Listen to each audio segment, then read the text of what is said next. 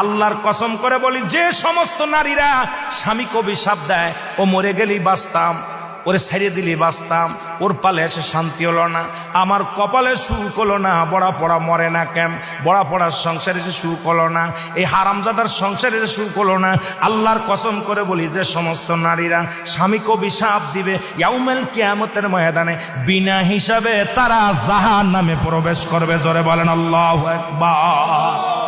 আমার মারা যারা মাইকের আওয়াজ শোনেন, শুনে নেন,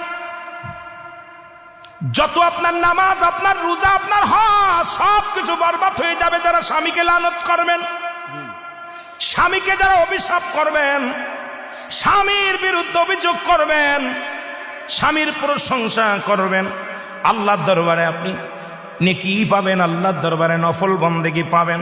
সারা রাত পরে আপনি ইবাদত করেছেন, আর একবার বলেন, আপনার মার কাছে বলেন, আল্লাহর কসম করে বলি, যে সমস্ত নারীরা স্বামীকে অভিশাপ দেয়, ও মরে গেলেই বাঁচতাম, ওরে ছেড়ে দিলি বাঁচতাম, ওর পালে এসে শান্তি হলো না, আমার কপালে সুখ হলো না, বড়া পড়া মরে না কেন, বড়া পড়ার সংসারে এসে সুখ হলো না, এই হারামজাদার সংসারে এসে সুখ হলো না, আল্লাহর কসম করে বলি, যে সমস্ত নারীরা স্বামীকে অভিশাপ দিবে ইয়াউমুল কিয়ামতের ময়দানে, বিনা হিসাবে তারা জাহান্নামে প্রবেশ করবে। জোরে বলেন আল্লাহু আকবার।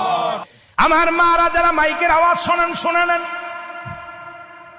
যত আপনার নামাজ, আপনার রোজা, আপনার হজ সবকিছু বরবাদ হয়ে যাবে যারা স্বামীকে লানত করবেন, স্বামীকে যারা অভিশাপ করবেন, স্বামীর বিরুদ্ধে অভিযোগ করবেন, স্বামীর প্রশংসা করবেন। আল্লাহর দরবারে আপনি নেকি পাবেন, আল্লাহর দরবারে নফল বন্দেগী পাবেন। সারা রাত পরে আপনি ইবাদত করেছেন, আর একবার বলেন, আপনার মার কাছে বলেন,